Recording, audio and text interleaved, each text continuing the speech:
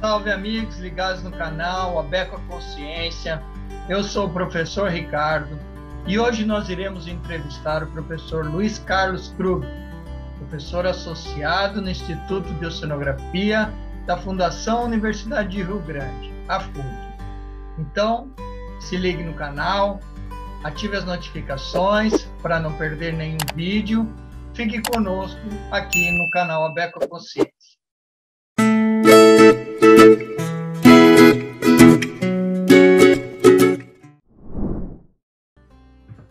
Salve amigos ligados no canal Abeco a Consciência. Estamos de volta hoje para conversarmos com o professor Dr. Luiz Carlos Krug, da Fundação Universidade de Rio Grande, lá da FURG. Tudo bem, Krug? Tudo bem, Ricardo. É um prazer estar aqui contigo, participar dessa iniciativa da Abequa, que divulga a ciência, coloca a ciência em contato com o público. Então, isso é muito importante, especialmente nesses momentos que a gente está vivendo. Então, é para mim uma grande satisfação participar desse programa, participar dessa live. Joia, prazer é nosso aqui de você poder estar nos acompanhando aqui no canal da Abeco a Consciência e a gente fazer esse bate-papo descontraído, informativo, com informações relevantes e importantes para a nossa comunidade de uma maneira geral, né? Krug, já vou começar pedindo para que você conte um pouco da sua carreira. Bom, eu comecei na oceanografia nos anos 70. Eu entrei no curso de graduação da FURG em 1972. Naquele momento era um curso novo, recém-criado, era o primeiro do Brasil. Então, era um tema uma modalidade de formação que ela não tinha referência no Brasil. Então, foi um momento de construção, de consolidação, de estruturação desse domínio do conhecimento. Então, para mim, como jovem, eu gostava muito de aventura, gostava de praia, de acampar. Eu era escoteiro nesse momento, então foi muito atrativo a proposta do curso. Então, embora fosse uma coisa nova, eu vim para Rio Grande fazer essa formação. E logo me interessei, me entusiasmei e achei que era isso mesmo que eu queria fazer e me formei em 1975 e nessa oportunidade estava sendo implantado na FURG, que era uma instituição privada nesse momento, estava sendo implantado um grande projeto que era financiado pela FINEP, que se chamava Projeto Atlântico. Esse projeto ele se propunha a estruturar na FURG toda as condições, os meios para que se pesquisasse, se estudasse o mar, que já era uma tradição local. Rio Grande é uma cidade que está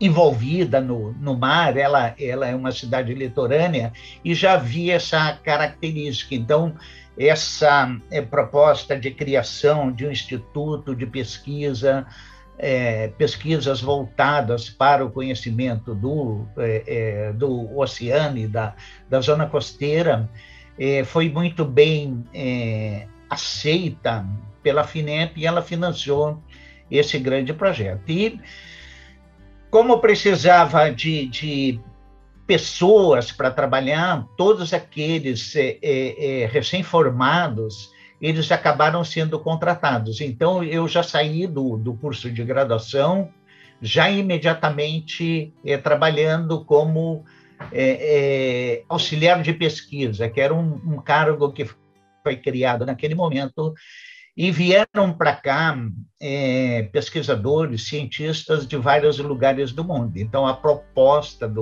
desse projeto era trazer especialistas, formar o pessoal local e depois dar continuidade. Então, a minha carreira de estudante logo, em seguida veio a carreira profissional, e eu segui, na sequência, esse projeto começou a crescer, a FURG criou um curso de mestrado em oceanografia, eu fui também um dos primeiros alunos desse curso de mestrado, mas na metade dos anos 80, a minha carreira acabou tendo um viés diferente. Eu, embora gostasse muito da pesquisa, gostasse muito do ensino, eu acabei sendo atraído para a área de gestão acadêmica.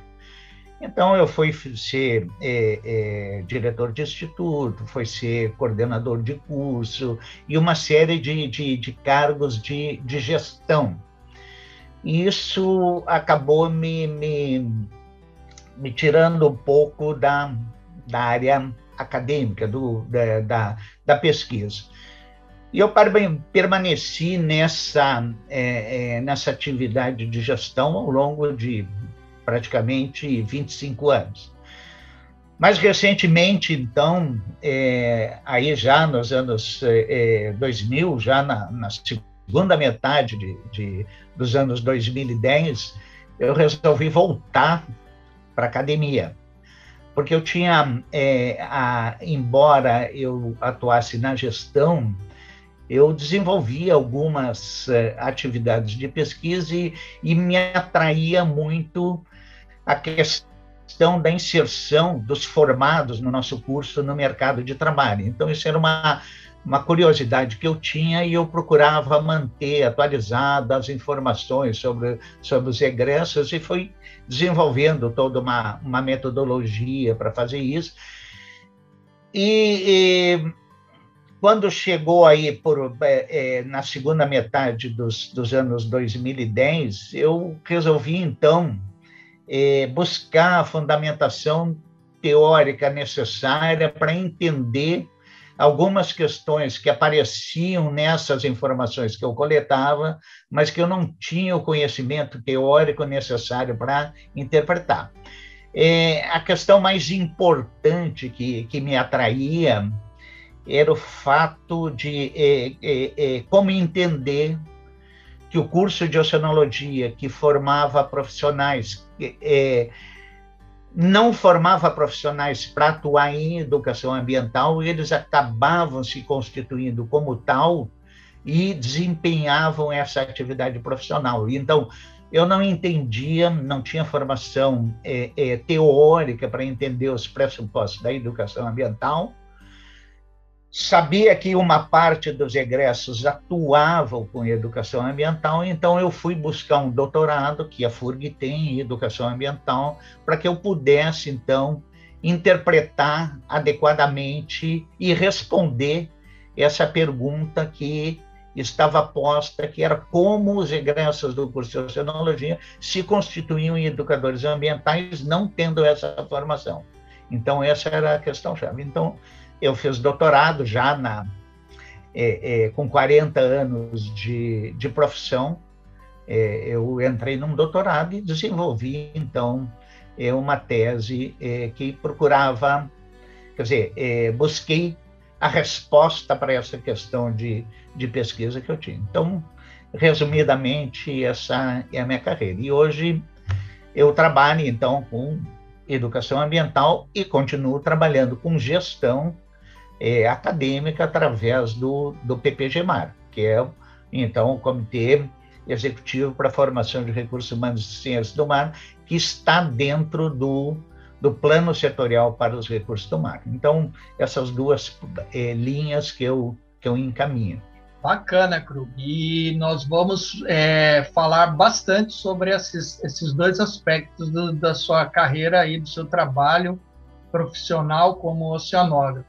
Mas você é a primeira turma de oceanologia, então, da FURG, é isso?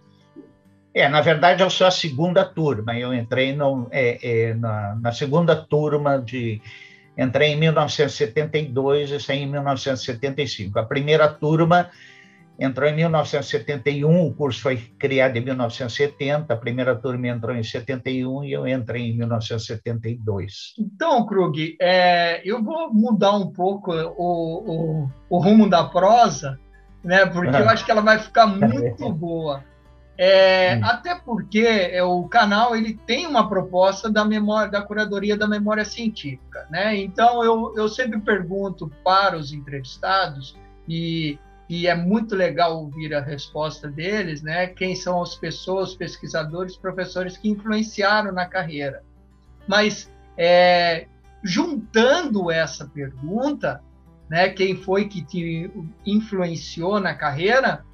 Eu queria que você contasse um pouco, resumidamente, a história da oceanografia, aí de acordo com o seu ponto, né, com a sua experiência, como que iniciou, quem era o núcleo central aí dos professores principais, você falou que tinha alguns estrangeiros e etc e tal, qual que foram as áreas prioritárias desenvolvidas dentro da oceanografia da FURG, que é aí notada, acho que o curso de graduação mais antigo em oceanografia do Brasil. O primeiro, né? Nós temos aí... Sim, com certeza. Né? É o primeiro. Então, conta um pouquinho dessa história do primeiro curso de graduação em oceanologia e depois virou a profissão oceanografia, mas isso é o papo para uma outra discussão, mas aí o núcleo central da FURG.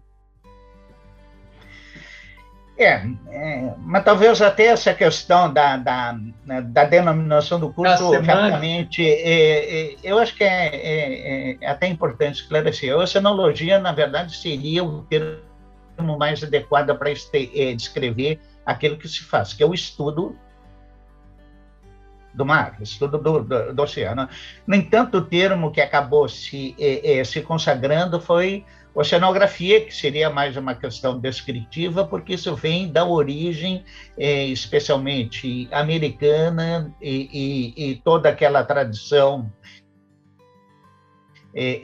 da física marinha dos Estados Unidos que consagrou essa expressão. Então, o termo mais consagrado foi efetivamente a oceanografia, embora a profissão, a modalidade devesse se chamar oceanologia, mas hoje são entendidos como sinônimo. E o primeiro curso que foi criado, então, que é o curso da FURG, ele usou essa expressão oceanologia que parecia mais adequada e era mais adequada para aquilo que se propunha, ou seja, uma formação que propiciasse os fundamentos necessários para estudo do mar, estudo dos componentes, dos processos e dos recursos do mar e zona costeira.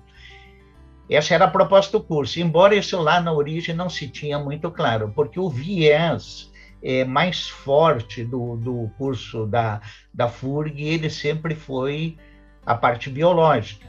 Então, o curso ele surgiu com um viés forte em biologia, até porque os professores iniciais desse curso que foi criado, eles tinham essa formação especialmente. Tinha muito pouco de geologia e nada de física e um pouquinho de química. Você lembra então, os professores iniciais? Lembro.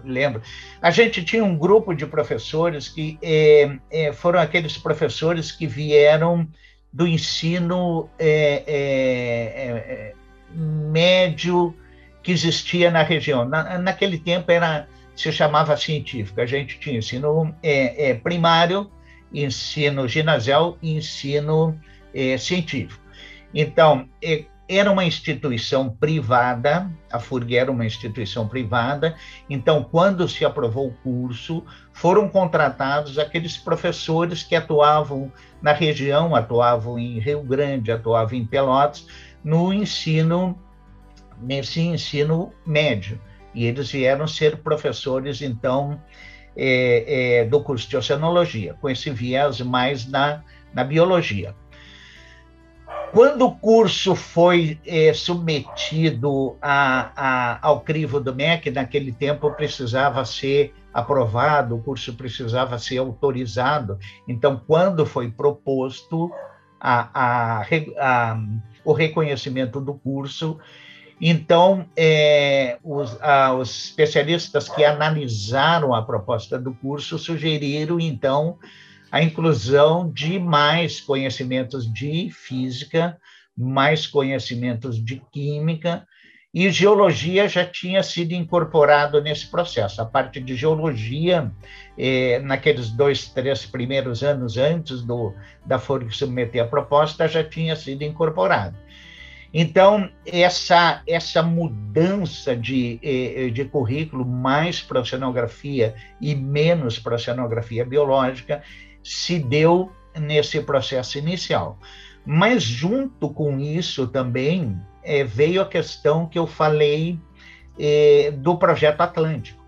Então, o Projeto Atlântico, ele trouxe especialistas de outros países, particularmente, inicialmente da Argentina, mas depois trouxe da Inglaterra, da China, dos Estados Unidos, da Alemanha, pessoas, então, que vieram para qualificar esses alunos que estavam se formando. Então, aí o perfil do corpo docente mudou muito.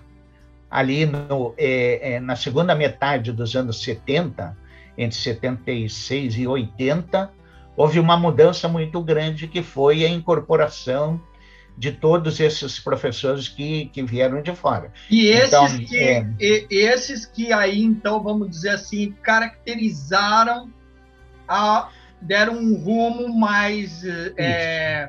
deram a cara, não atual, mas... Deram o perfil da formação que eu ofereci aqui. Então, assim, que eu posso citar, veio o Jorge Pablo Castelo, da Argentina, veio o irmão dele, o Castelo, veio o Ricardo Abiaga, veio o Manuel Raimovici, a Graciela Vaz, todos esses do grupo de argentinos. Veio também o Ulrich Siliger, que ele veio da Alemanha, veio... E lembra mais ou menos identificar que grandes áreas que eles atuavam? Química, física? Sim, o Ulrich Siliger era com botânica marinha. Os outros eram com a parte de biologia e pesca, todos esses que eu citei que vieram da Argentina. Veio o Schall também, que era da parte de ictiologia, veio Charpie, que era um francês, que era da parte de química, veio o Carolus Voren, que era da parte de elasmobranquis, também da parte biológica. Então, foi se criando todo um conjunto de profissionais que já qualificados, que vieram aqui e deram esse viés mais de oceanografia, ou seja, não só da parte biológica. E veio também um pessoal ali já da área de geologia, da URGS, que veio nesse primeiro momento participar dessa formação. Então, eu me lembro do Alberto Figueiredo, que é acho que da Federal Fluminense, da Fluminense, e outros da geologia, que eu não estava muito envolvido com a área de geologia, não tive muito contato com eles, tá? Mas aí veio o grupo mais da URGS, um grupo forte, que depois saiu daqui e foram para outras instituições. Então, assim se criou esse novo foco daquele curso que surgiu numa instituição privada. Aí, nesse período também, a FURG foi federalizada. A FURG, que era uma instituição privada, ela foi incorporada aquelas instituições federais de ensino superior, primeiro como uma fundação e depois ela passou a ter o status de universidade mais aí no final nos anos 80. Então, a partir daí... até porque ela é bem fronteiriça, né? Vocês ficam na cidade de Rio Grande, que é aí bem próximo, considerando a distância, à nossa fronteira. 200 quilômetros do 200 e poucos quilômetros do Uruguai, ou seja, depois de Rio Grande tem só Santa Vitória e Chuí, que Chuí é... Exatamente. Isso, que o Rio Grande é a cidade considerada aí a fronteira mesmo, né? Isso, ele é o polo, é uma cidade portuária. Então, essa característica, nesse primeiro momento do curso, também foi muito importante a característica regional. Havia um grande polo pesqueiro aqui, que depois ele migrou para Itajaí. Hoje, Rio Grande tem um polo pesqueiro muito pequeno, tá? Mas naquele momento, até porque havia nessa época, que depois também acabou sendo impedido, a pesca da merluza. Então, os barcos de Rio Grande, que tinham por base em Rio Grande, eles pescavam na costa da Argentina. Depois, com a questão do estabelecimento das 200 milhas por parte do Brasil e logo em seguida seguido pela Argentina, isso acabou sendo interrompido. Aí que a pesca migrou para os recursos costeiros que tinham aqui, todo esse conjunto, toda essa frota pesqueira.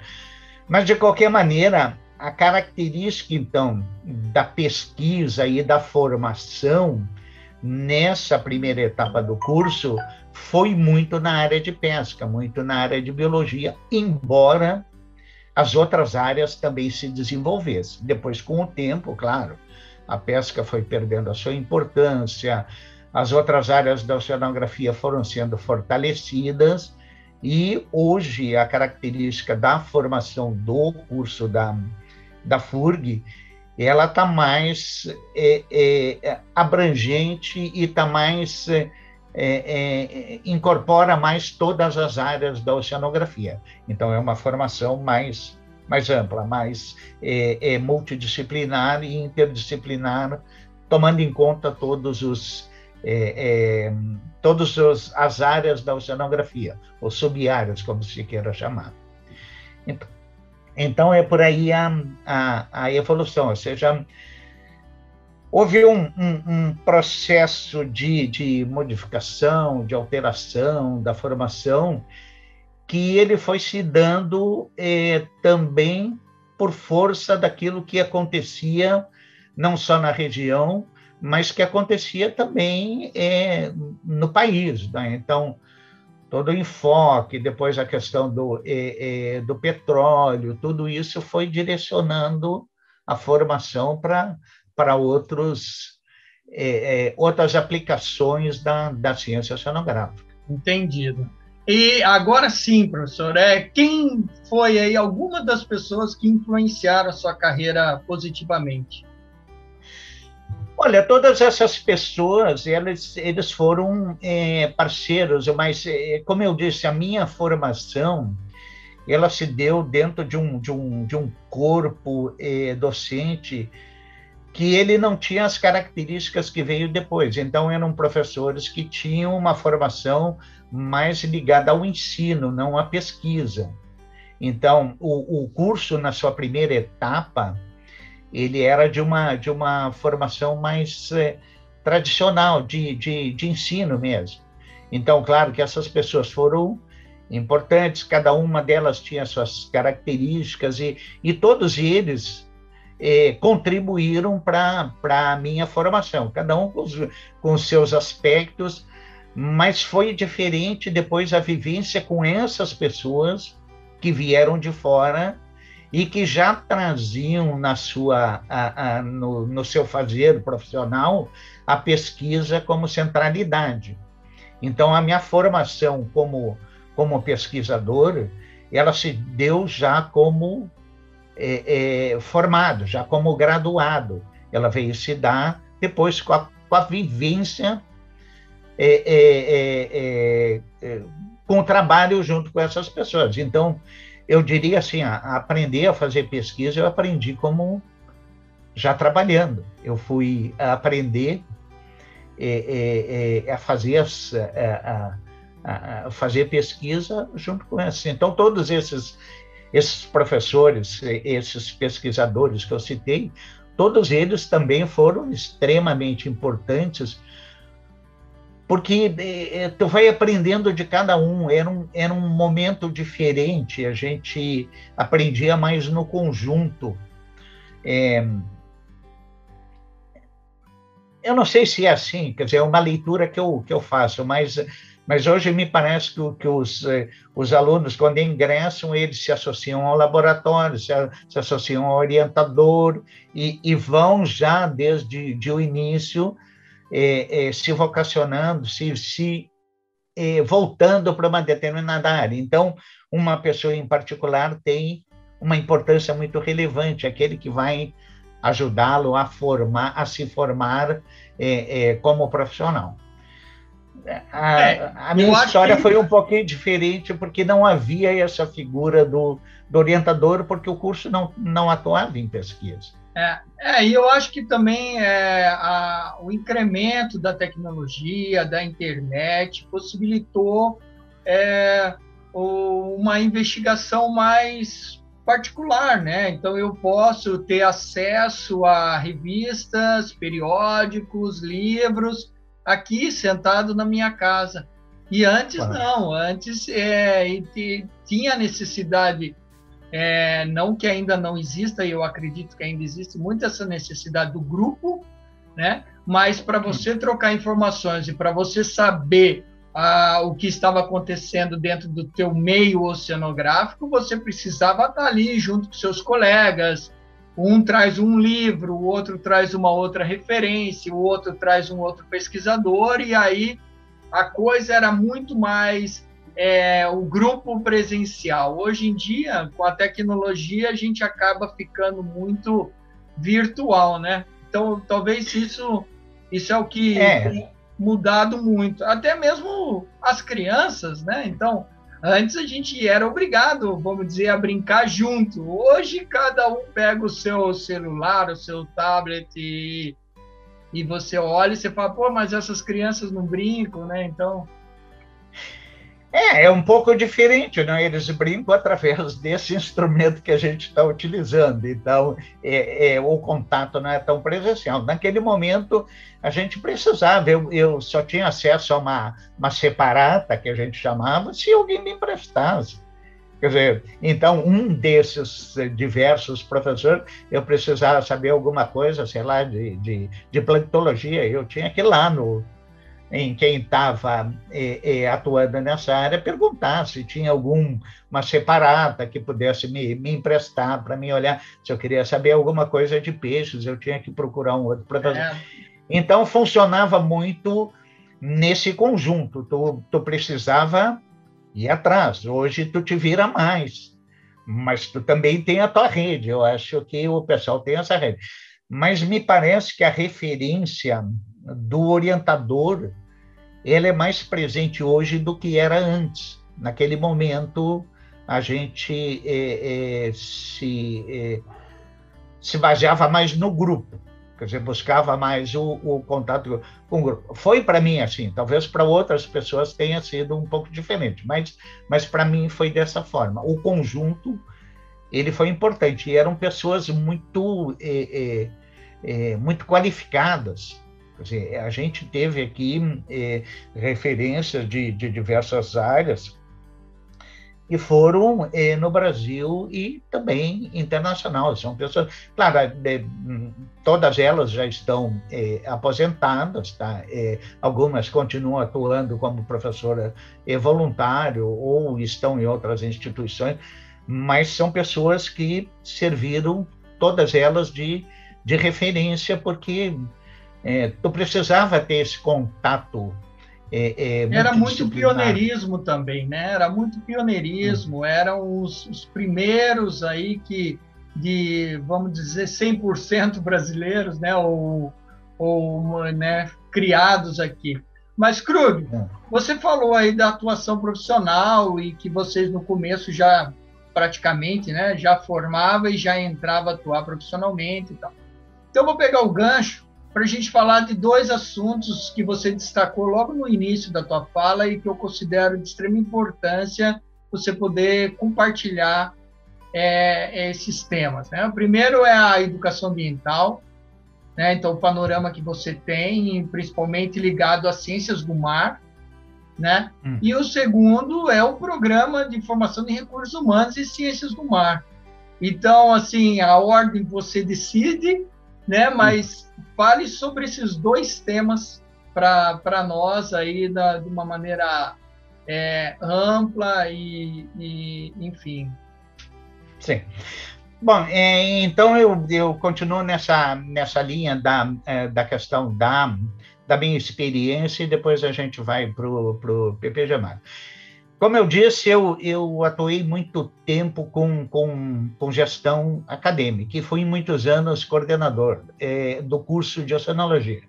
Eu talvez seja um dos coordenadores mais longevos da história da oceanografia no Brasil e talvez de outras áreas. Eu fui 19 anos coordenador do curso de graduação. Claro que em 2 períodos diferentes, mas, de qualquer maneira, durante essa minha vivência de coordenador, eu, como disse, me interessei pelo tema inserção profissional. Quer dizer, o que faziam aqueles alunos que a gente formava e se a formação que a gente estava dando era aquela demandada pelo mercado. Se a gente buscava ter na nossa formação uma conexão com o mercado, porque, afinal de contas, tu forma para que as pessoas tenham uma profissão, para que, através dessa profissão, elas possam ter uma renda e ter uma vida, formar uma família, ou seja, dar sequência à sua vida e à sua família.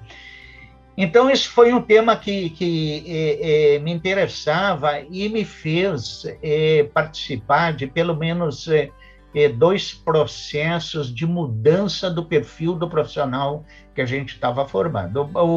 O primeiro momento, então, que se fez uma grande mudança do curso era exatamente por entender que o espaço para pesquisador em oceanografia no Brasil era muito restrito e a quantidade de profissionais que nós estávamos formando com o perfil de pesquisador, ele não ia ser totalmente absorvido pelo mercado.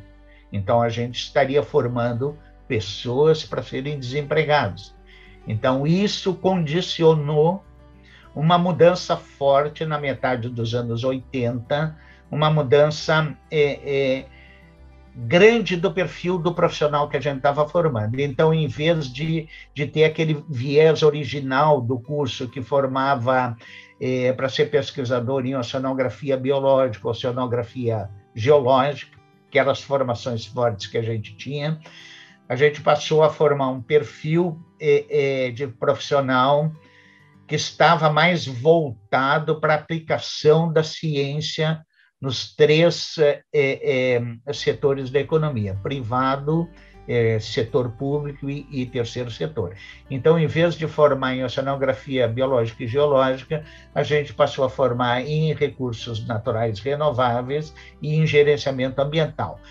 Isso mudou muito o perfil do profissional. Mas, nessa época, desse grande processo de discussão do perfil para depois estabelecer o currículo para formar para aquele perfil, uma das questões que se discutiu era exatamente a questão da educação ambiental. A educação ambiental nos anos 80, ela recém estava surgindo.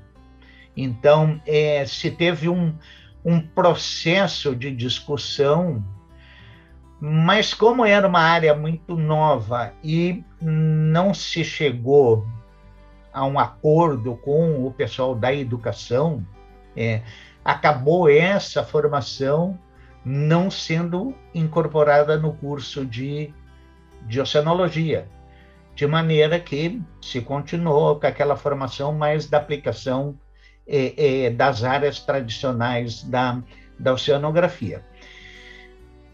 Mas esse trabalho que eu fazia de levantar o que faziam os egressos começou a aparecer ali já no final dos anos 90, começou a aparecer que alunos formados no curso de oceanologia tinham como atuação profissional a educação ambiental. Então, a gente tentou dar essa formação, não conseguiu fazer, mas isso não impediu que egressos do curso atuassem em educação ambiental. Então, isso, eu que estava lá, naquela mudança curricular, que a gente não teve êxito com a educação ambiental, me deparar com formados no curso fazendo educação ambiental, foi para mim uma grande surpresa e uma curiosidade. Eu queria saber como eles chegavam lá. Quer dizer, qual era o processo que faziam com que eles chegassem lá? Se isso já se dava durante o curso ou isso se dava depois. Foi isso que foi fazer, que me levou a fazer o doutorado nessa temática. Então, esse processo, então, de mudança do perfil do profissional e atuação profissional que me levou para a educação ambiental. Então, foi uma curiosidade. A gente sabe que a ciência se move pela curiosidade. Não há ciência sem curiosidade. Para tu pesquisar alguma coisa, como você vê essa educação ambiental em ciências do mar? Eu acho que é um grande espaço para atuação profissional. É preciso entender fundamentalmente a questão do conceito de meio ambiente que se trabalha. Então, há um entendimento muito forte nessas áreas mais voltadas ao conhecimento do mar e da zona costeira, um conhecimento, um viés muito forte nas ciências naturais. Mas o meio ambiente, ele não são só os componentes naturais que existem nesses espaços. Falando componentes naturais, todas as coisas que existem nesses espaços e que não foram criadas ou modificadas pelo ser humano. Então, tudo que é geologia, biologia, física, química, tudo são ciências naturais. E esse é o viés forte dessas formações. Mas se tu quer trabalhar com conservação e preservação do meio ambiente, é preciso entender que o meio ambiente também está composto pelos elementos socioculturais. O que são os elementos socioculturais? Os elementos socioculturais são as estruturas sociais. O que é estrutura social? É a família, a comunidade, a sociedade, e são os produtos culturais. O que são os produtos culturais? Tudo que o ser humano faz. Então, o meio ambiente ele é formado por esses elementos naturais e pelos elementos socioculturais e mais as interações que o homem faz sobre esses elementos naturais, ou seja, que é a natureza transformada.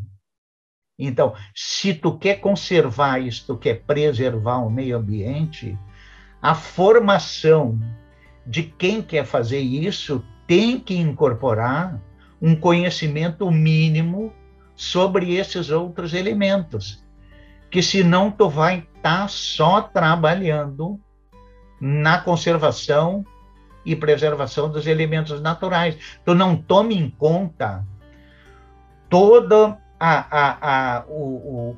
o restante dos elementos que compõem o meio ambiente. Tu tem que levar em conta as comunidades tradicionais, as pessoas que vivem desses espaços, porque elas são parte das decisões que tu vai tomar em relação à conservação e à preservação.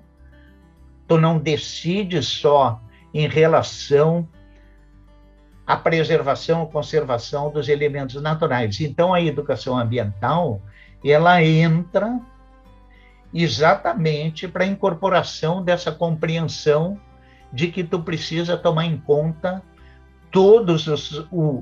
a totalidade do meio ambiente para que tu consiga alcançar o resultado que tu pretende. Então, qual é a importância da educação ambiental ou das ciências humanas nas ciências, na oceanografia e nas outras ciências que tratam das ciências do mar? É fundamental. Tanto é que o novo plano setorial para os recursos do mar incorpora pela primeira vez as ciências sociais, aí sempre tomando em conta as ciências humanas e as ciências sociais aplicadas da classificação da CAPES ou do CNPq, incorpora no plano setorial, como um tema transversal. Então, pela primeira vez, a gente está no plano setorial incorporando uma visão de meio ambiente que é aquela que deve ser considerada, que é a totalidade do meio ambiente. Então, a tua pergunta, por que é importante a educação ambiental?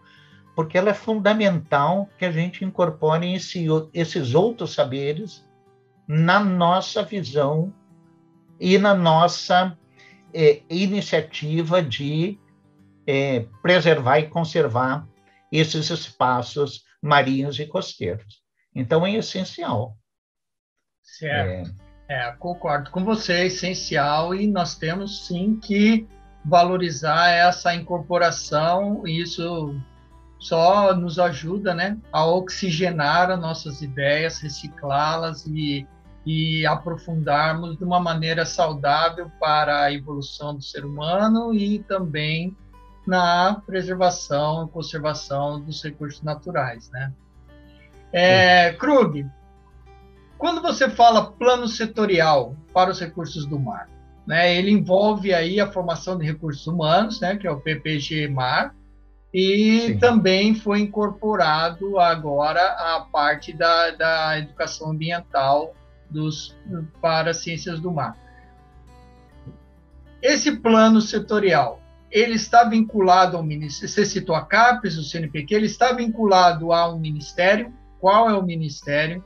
Qual é o papel da oceanografia dentro desse plano?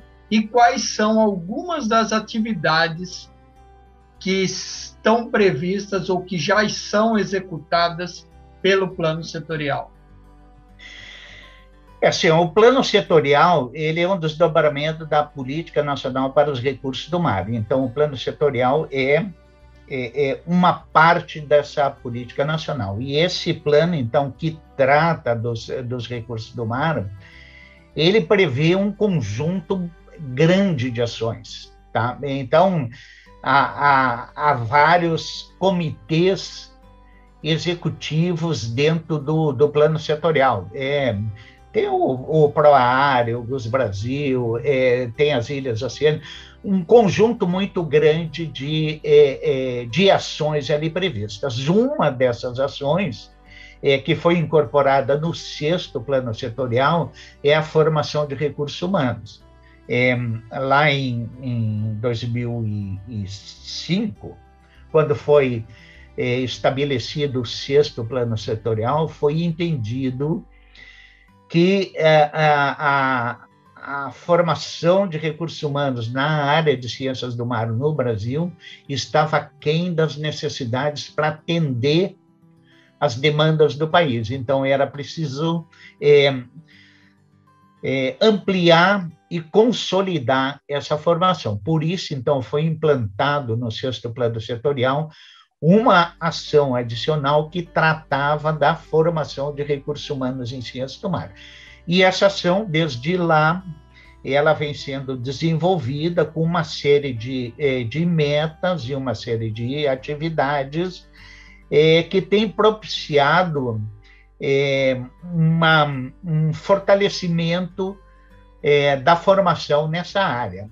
Eu citaria assim, os dois exemplos mais visíveis dos resultados que se alcançou desde 2005 até agora, foi a construção dos 4 laboratórios de ensino flutuantes, que isso surgiu no âmbito do PPG-MAR, a partir do entendimento que começou ali em 2012, de que não era possível continuar formando em ciências do mar sem ter os meios necessários para que os estudantes tivessem essa prática embarcada, e, portanto, era preciso ter meios flutuantes para fazer isso.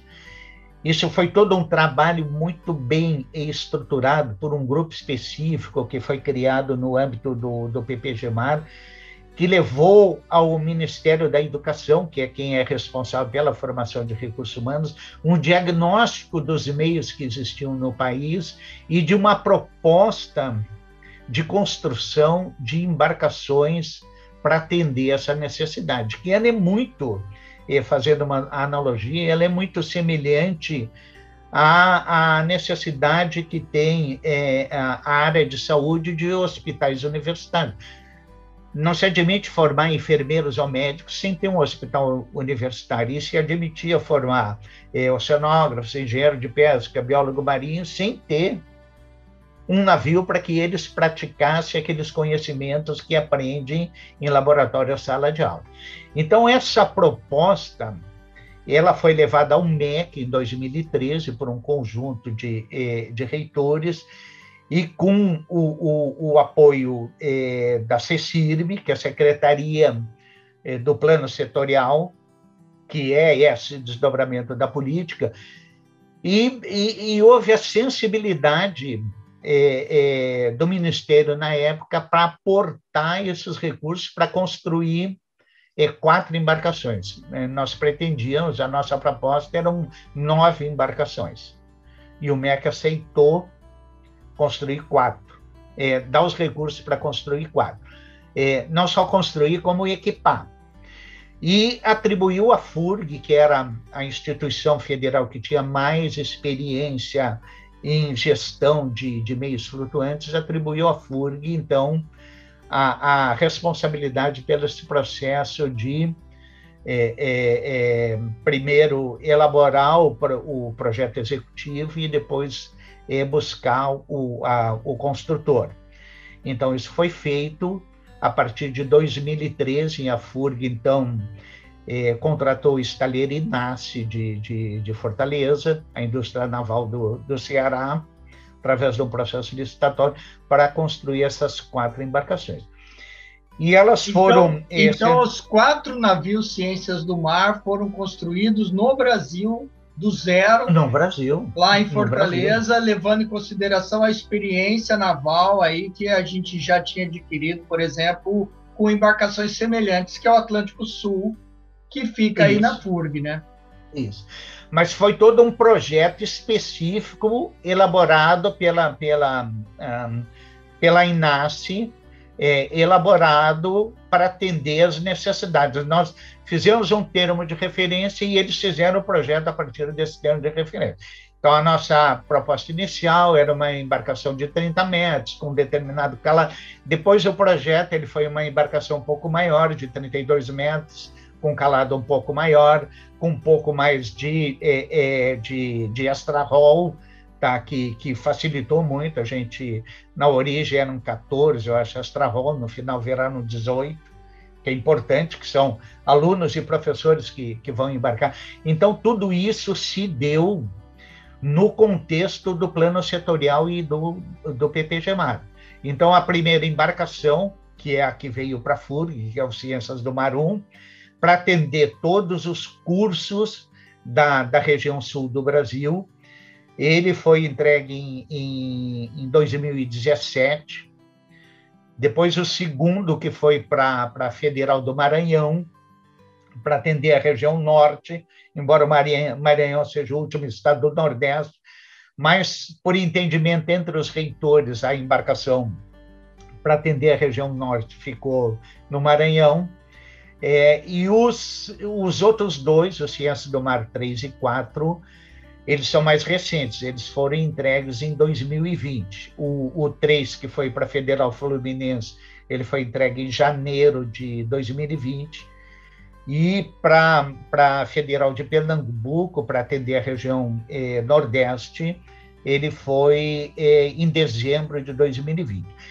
Essas duas embarcações, por conta da pandemia, elas ainda não iniciaram o cumprimento da sua finalidade, porque veio a pandemia e todas as atividades de ensino presencial, elas foram descontinuadas. Então, as embarcações estão preparadas, nós temos o que se chama, nós temos todo um sistema de governança dessas embarcações, que ele começa com os comitês gestores regionais, que formado pelas instituições que são usuárias da embarcação em cada uma das regiões, sul, sudeste, nordeste e norte, e nós temos um comitê gestor nacional, que é constituído, então, por representantes dos comitês gestores regionais. E está sendo constituído agora um comitê gestor estratégico, que é o comitê gestor constituído pelos reitores das instituições que detêm a posse das 4 embarcações, que são aqueles que vão tratar do custeio dessas embarcações, que quem faz o custeio é o MEC. Obviamente, até 2021, ele tem mantido esse aporte de recursos, que ele está na volta quase de 20 milhões. Cada embarcação, cada uma das instituições recebe um aporte adicional no seu orçamento, que gira em torno de 4 milhões, entre 4 e 5 milhões, que é para custear essas embarcações, contratar tripulação, rancho, o óleo acessível que disponibiliza. Então, há toda uma governança que ela está estabelecida. Agora, essas 2 embarcações ainda não foram para o mar por conta da pandemia. O que mais teve experiência é o Ciências do Mar 1, que começou em 2018 a atuar, e ele já teve todo esse processo de embarcar os estudantes dos cursos de oceanografia, engenharia de pesca e biologia marinha dessa região. E ele funcionou bem? Perfeito. Perfeito. Maranhão também tem uma experiência, mas Maranhão teve uma experiência um pouco mais restrita, porque já pegou, só pegou 2019, o segundo semestre, e já pegou o início da pandemia. Então, assim, nós nos reunimos periodicamente, esse comitê gestor, ele está no guarda-chuva do PPG-Mar, no guarda-chuva da CECIRM. Nós nos reunimos periodicamente para discutir todas essas questões relacionadas à governança dessas embarcações. Mas não só isso. Nós estamos iniciando a trabalhar também na questão da uniformização dos processos de coleta dos dados. Ou seja, a ideia é que essas embarcações usem os mesmos procedimentos, já que elas têm os mesmos equipamentos, para fazer os mesmos tipos de coleta, com a mesma metodologia, para que todas essas informações sejam depositadas num banco de dados e essas informações sejam utilizadas para pesquisa dos alunos de graduação e de outros interessados nessas informações. Então, eu diria assim... interessante, né? Muito interessante. Eu diria assim, e complementa a ideia do Instituto, né, Nacional de Pesquisas dos Oceanos, né? Mas, sim. Eu diria assim, que hoje a condição para o desenvolvimento das ciências do mar no Brasil, ela é excepcional. E eu saliento uma questão bastante importante nessa relação e na construção dessas embarcações. Essas embarcações, esse projeto das embarcações, ele começou em 2012, foi autorizado em 2013, e naquele momento era outro governo que estava, que o Brasil tinha um governo que era do Partido dos Trabalhadores. Depois veio o governo do Michel Temer, e veio o governo agora do Jair Bolsonaro, e ao longo de todo esse processo não houve qualquer interrupção, tanto nos recursos necessários para terminar a construção das embarcações, como na questão relacionada ao custeio dessas embarcações. O que leva ao entendimento, e é importante o papel da Marinha, o papel da CECIRM, que conseguem levar esse entendimento ao MEC. Houve o entendimento de que isso é um projeto, é uma política de Estado, não é uma política de governo. Então, a formação de recursos humanos para atender as necessidades do país, no estudo, na pesquisa e na exploração dos recursos do mar, precisa de recursos humanos qualificados para atender essa necessidade. Então, é o país que precisa, não é o governo que está ou que já esteve que precisa. Então, esse entendimento ele tem prevalecido, que mostra, então, que nós estamos, na área de ciências do mar, numa condição muito excepcional, que a gente espera que continue, e eu acredito que deva continuar, que possibilita que a gente não tenha descontinuidade na formação. Infelizmente, claro, nós temos essa questão da pandemia, que impossibilita, nesse momento, o uso desses meios, que estão parados, mas impossibilita também o uso de outras facilidades que têm as universidades. Os alunos não podem ir ao laboratório, não podem ir em salão, mas isso é temporário, isso vai passar. Então, nós vamos ter toda essa condição que eu entendo que é um ponto de inflexão na formação de recursos humanos nessa área. Ter disponível para todos os cursos de graduação e pós-graduação também, isso não está ligado só à graduação, tá? À pós-graduação. Os meios flutuantes necessários para formar adequadamente esses recursos humanos é uma condição excepcional. Quer dizer, que eu diria assim, que em termos de país, talvez poucos países no mundo tenham essa condição de ter 4 embarcações em 4 pontos distintos da costa marinha do Brasil para desempenhar possivelmente para aplicar a mesma metodologia de coleta de dados e a mesma prática de formação dos seus estudantes. Então, é uma questão muito importante. E talvez eu acho que cabe mais palavras aí, mais adjetivos além de importante, né? Estratégico, fundamental, básico e fundamental, né, Kruger? Só interrompendo um pouco o seu pensamento, assim,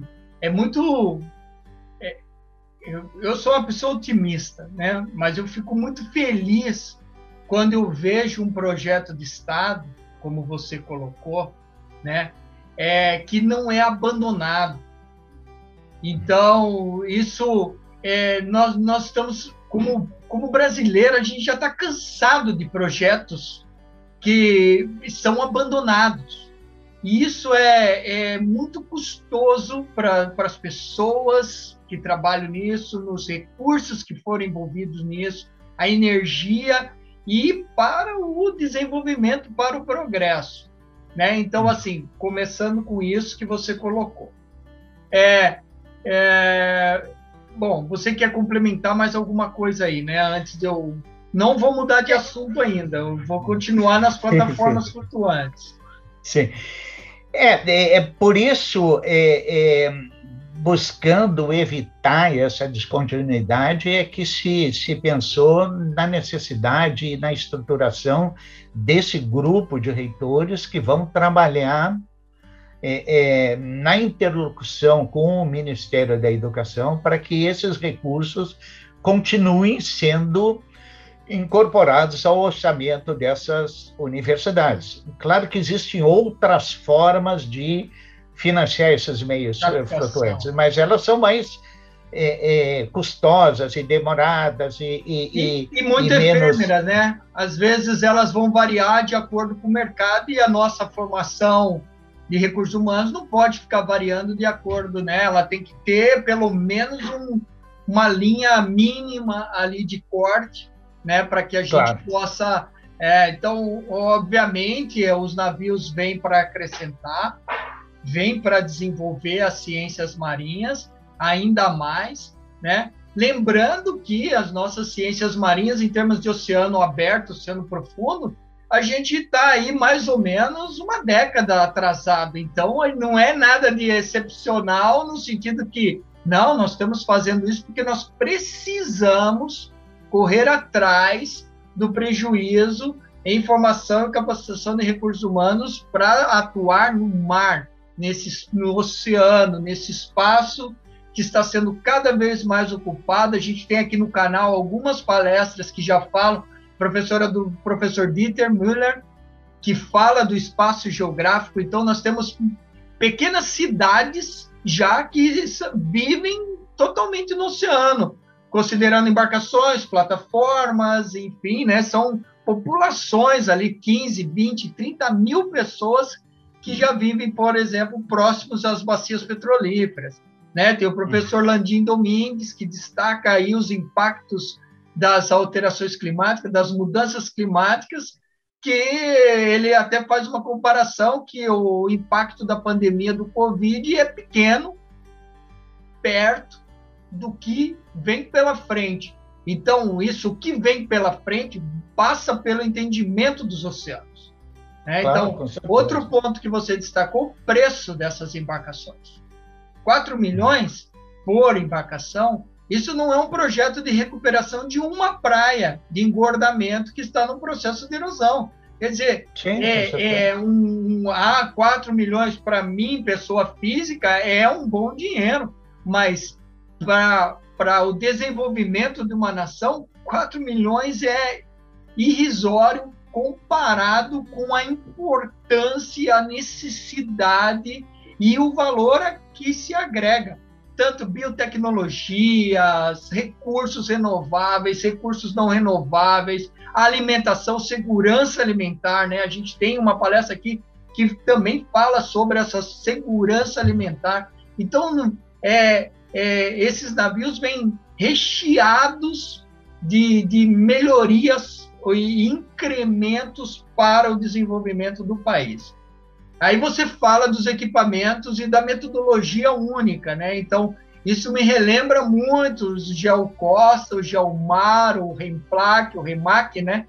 O Revisé, que eram projetos nessa envergadura nacional. Quais são os equipamentos básicos de um navio de ciências do mar, né? E outra coisa que eu ia perguntar, como ou quais são os pré-requisitos de uma instituição para embarcar alunos e professores nos Ciências do Mar? De uma maneira não precisa detalhar todos os equipamentos, mas o básico. Não, eu tenho aqui uma lista rápida, mas é assim, ó. Talvez fazer um destaque adicional da realidade que que esses meios flutuantes trazem para a formação, que é a mudança pedagógica que vai se ter na formação. Até então, as experiências de embarque dos estudantes sempre se dava por embarques de oportunidade, normalmente em navios da Marinha. Então, ia sair uma embarcação para fazer uma determinada atividade, a Marinha disponibiliza as vagas e os alunos embarcam para fazer determinada atividade. Mas, tradicionalmente, eles não manuseiam os equipamentos. Eles simplesmente observam o manuseio dos equipamentos. Por quê? Porque aquele embarque de oportunidade ele tem que cumprir uma determinada finalidade num curto espaço de tempo, muitas vezes com um custo bastante elevado. Então, os alunos são observadores. Os laboratórios de ensino flutuantes, eles mudam essa lógica, porque eles introduzem a lógica do aprender fazendo. Então, o objetivo das saídas dos alunos é eles manusearem os equipamentos, eles fazerem a prática de lançar uma rede, de lançar uma garrafa, então, eles fazerem até aprender. Então, é muito diferente, quer dizer, é uma lógica, uma formação com um embasamento pedagógico completamente diferente. Então, essa vai ser a grande mudança. E a experiência de um ano e meio, quase 2 anos, do Ciências do Mar 1, mostrou que isso é plenamente viável e muda muito a formação dos estudantes. Eles passam 5 dias embarcados, o processo é esse, 5 dias embarcados, em que eles vão fazer uso de equipamento de coleta de dados biológicos, químicos, físicos, geológicos, então, tudo isso. Os equipamentos das embarcações, eles são padrão. Então, tem todas as embarcações, se comprou o que tinha, que a gente considera o estado da arte naquele momento, quando foram comprados ali em 2017 todos esses equipamentos. Então, tem todas as sondas, todo esse material. A única coisa que ainda não está comprado são os equipamentos que a gente chama de convés, que são aqueles que não são de casco. Então, eles ainda precisam comprar, e isso é um esforço que está sendo feito pelos reitores para comprar esses equipamentos que faltam. Então, eu te diria assim, eu tenho rapidamente, eles têm todas sondas, bússolas, GPS, radar, sonar, ecossonda, odômetro, anemômetro, os científicos têm perfilador sísmico, ecossonda, DCP, side-scan, sonda de rede, termossalinômetro, CTD, garrafas, medidor de temperatura, pressão, tem tudo. Tá? Então, assim, é uma experiência, todas as dragas também, porque da parte de geologia também, todo esse material ainda vai ser adquirido, tá? Então, é padronizado em todas as embarcações. Então, é uma característica muito peculiar, porque permite a formação padronizada em todas as áreas. Esse é o objetivo, é isso que se pretende. E os usuários, quem são os usuários? Os usuários, e como utilizar, qual é o processo padrão para a utilização, requerimento e utilização do navio? Eu já sei que é uma semana, né? Isso, é uma semana. Então, assim, cada embarcação ela é responsável por embarcar os estudantes dos cursos de graduação da região a que ela se destina. Então, a FURG é da região sul, ela vai embarcar os cursos reconhecidos como de Ciências do Mar, de Santa Catarina e do Paraná. Quais são esses cursos? São aqueles cursos que o PPG-MAR reconhece como tal. Então, são, tradicionalmente, os cursos de graduação em oceanografia, de engenharia de pesca e aqueles cursos de ciências biológicas que tem um viés centrado em organismos marinhos. Tá? Então, são 6 cursos só que tem no país com esse viés. E o embarque... Professor, peraí. Só para não ficar dúvida. São 6 cursos com viés de biologia marinha. Isso. Não, é porque A gente é uma plataforma livre aqui no YouTube, né? Então, tem pessoas que não são da nossa área, não são 6 cursos de oceanografia, ó. Não, São, não, não. não, Só assim, ó, oceanografia, no ciências do momento, mar, eles extrapolam esse número, né? E isso. com engenharia de Nós, pesca. Só para não ficar dúvida que são só 6 cursos de biologia marinha com esse viés, né? Mas isso. agora o Krug vai explicar aí os outros.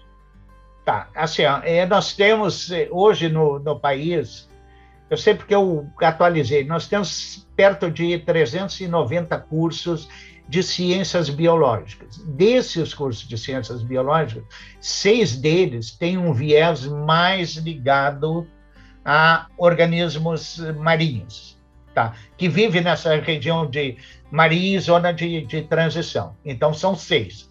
Nós temos 13 cursos de oceanografia e nós temos 25 cursos de engenharia de pesca. E mais, eu ainda não tenho esse número ainda definido, porque eu ainda estou fazendo esse levantamento dos cursos de engenharia de aquicultura que tem um viés em organismos marinhos. Então, não todos os cursos de engenharia de aquicultura eles têm esse viés de produção de organismos marinhos. Então, esses talvez que não estejam na zona costeira não sejam potencialmente candidatos a embarque. Então, somando tudo isso, nós temos Sim, só isso já passou de 44, né? Isso, nós temos perto de 50 cursos distribuídos na costa, que são os candidatos a embarque. Agora, quem vai embarcar? Ou seja, nós temos 50 cursos para 4 navios das 4 regiões. Então, quer dizer, isso. Aí que eu falo, o investimento não é tão alto assim, perto do impacto socioeconômico e da mudança desse pensamento, dessa metodologia que você bem colocou aí. Se tu tomar em conta que, em média, cada curso ingressa por ano 40 novos alunos e tu tem 50 cursos, então tu tem 2.000 candidatos por ano ao embarque, estudantes de graduação. Então, esse é mais ou menos o universo de alunos a embarcar por ano que a gente estimou lá em 2013, em 2012, que haveria para ser embarcado. Por isso se pensou em 9 embarcações, mas eu acredito que 4 já sejam suficientes. Como os alunos embarcam? Eles embarcam, então, como é que eles se candidatam? Através do Comitê Gestor Regional. Então, o Comitê Gestor Regional ele é constituído por um representante de cada um desses 50 cursos que estão localizados naquela região e que se reúnem para estabelecer o cronograma de embarques. Então, a região sul aqui tem, eu acho que 10 cursos. Então, cada uma das instituições tem um representante, que normalmente é o coordenador ou o responsável de embarque, nesse comitê gestor, que se reúne aí a cada mês, a cada 2 meses, traça o cronograma de embarques, acompanha o cronograma de embarques, a execução dos embarques, junta os dados, faz o relatório da região, depois tudo isso é consolidado no relatório nacional pelo Comitê Gestor Nacional, está tudo no portal do PPG Mar, já está tudo lá, Ciências do Mar, brasil.furg.br. Então, esse é o processo. Então, quem se candidata é o curso que indica quais os alunos que vão embarcar e o comitê gestor administra tudo isso. Há também a questão do embarque dos alunos de pós-graduação. Isso ainda uma questão ainda está sendo trabalhada, porque são embarques aí, nesse caso, mais de interesse, às vezes, do aluno e não propriamente do curso. Então, isso ainda tem que ser estudado, porque um aluno, por exemplo, que vai fazer uma área de ciência do mar, mas que não vai trabalhar embarcado, ou a sua dissertação, a sua tese não tem a ver com coleta de dados embarcados, provavelmente ele não tem interesse. Então, isso ainda precisa ser aprofundado.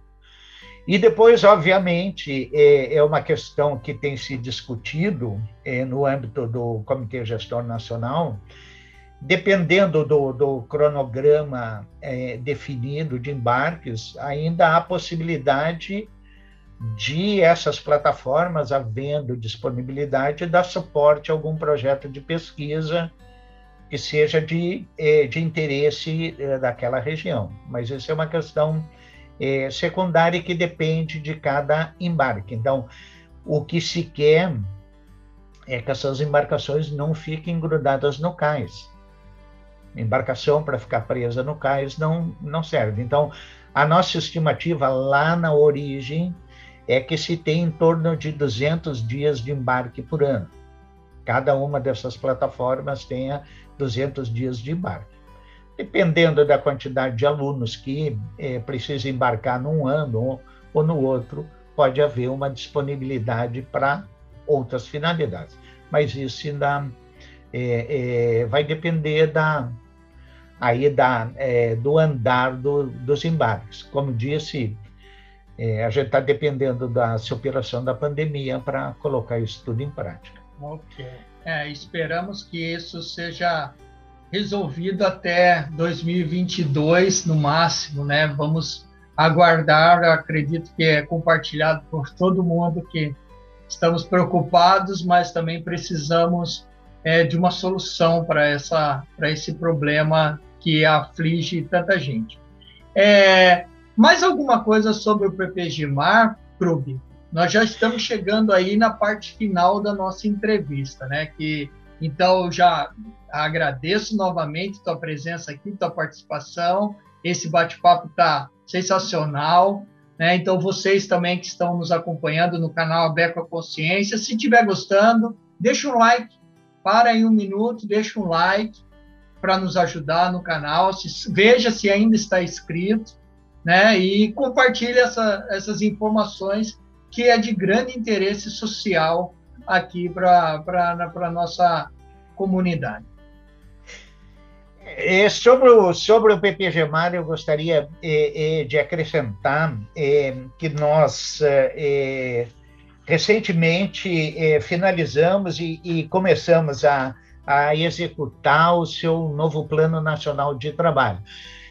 Qual é a sequência? Existe a Política Nacional de Recursos do Mar, o Plano Setorial para os Recursos do Mar, e desse plano setorial ele tem ações. Uma delas é a formação de recursos humanos, que estabelece, então, para o período de vigência do plano setorial, estabelece também o seu plano de trabalho, que vale para o quadriênio. Então, nós acabamos de definir o nosso plano de trabalho em dezembro, aprovamos na reunião de abril do PPG-MAR, já estamos em execução, e ele, nessa nova versão do plano de trabalho, ele estabelece 15 metas e 67 ações. Para desenvolver essas 15 metas, e essas 67 ações, nós estruturamos 10 grupos de trabalho. Então, esses grupos... Você vai nos dizer quais são as 15 metas? Sabe, tem como nos falar isso? Não, isso está disponível no portal do PPG-MAR, mas ele vai... Só para lembrar, eu vou colocar na descrição do vídeo o portal do PPG-MAR. Então, quem estiver nos assistindo, tiver a curiosidade, pode ir na descrição, vai estar o nome do professor Luiz Carlos Krug, a instituição, o programa de pós-graduação e também o link para ir para o PPG-MAR. E o e-mail do PPG-MAR, que é ppgmar@furg.br, que também colocar ali.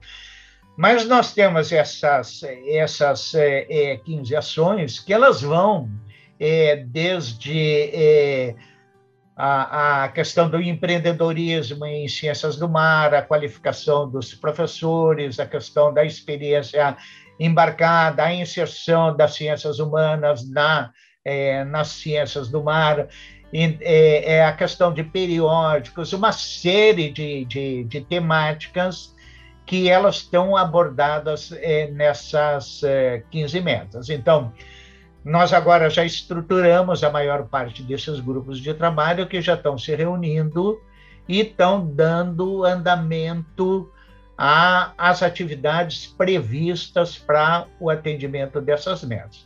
Talvez o ponto mais importante que eu citei lá atrás, mas acabei não abordando, dos produtos do PPG-MAR, seja a questão da produção de material didático. Então, um dos viés importantes do PPG-MAR é produzir livros didáticos que sirvam para uso em todos esses cursos de ciências do mar, incorporando os conhecimentos sobre a realidade nacional para o desenvolvimento daqueles conteúdos na formação desses estudantes. Então, eu destaco alguns títulos que nós já produzimos, que é o Introdução às Ciências do Mar, que é um livro básico que serve para todos os cursos da área, para introdução a essa temática. Nós produzimos um guia sobre empreendedorismo, sobre empresas júniores, um guia sobre um manual sobre empreendedorismo, um livro de oceanografia, né? De biotecnologia marinha. Exatamente, um de equipamentos, de aplicação de equipamentos. No último ano, um de fronteiras do conhecimento em ciências do mar, que é tentar uma visão prospectiva das ciências do mar, quer dizer, para onde nós vamos. E temos outros livros em produção, e pretendemos produzir outros, que são livros impressos e disponibilizados de maneira gratuita para os estudantes e disponibilizados através da página do PPG-MAR. E todos esses livros financiado a sua impressão, diagramação, correção linguística, tudo isso, pelo MEC. Então, é outro financiamento do MEC que vem tendo continuidade como uma política de Estado. Então, buscando efetivamente dar os meios necessários para que se qualifique a formação. Nós temos muito conhecimento produzido pela ciência no Brasil sobre o mar e a zona costeira, que eles precisam ficar numa linguagem acessível,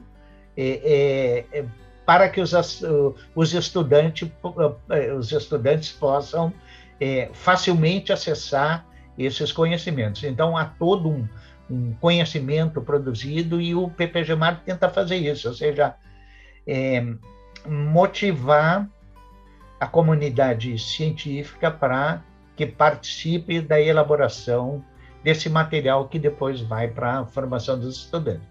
Então, esse é um viés importante do PPG-MAR, que tem continuidade também, e que nós estamos aí com novos títulos para elaborar. Então, está com esse aspecto fundamental.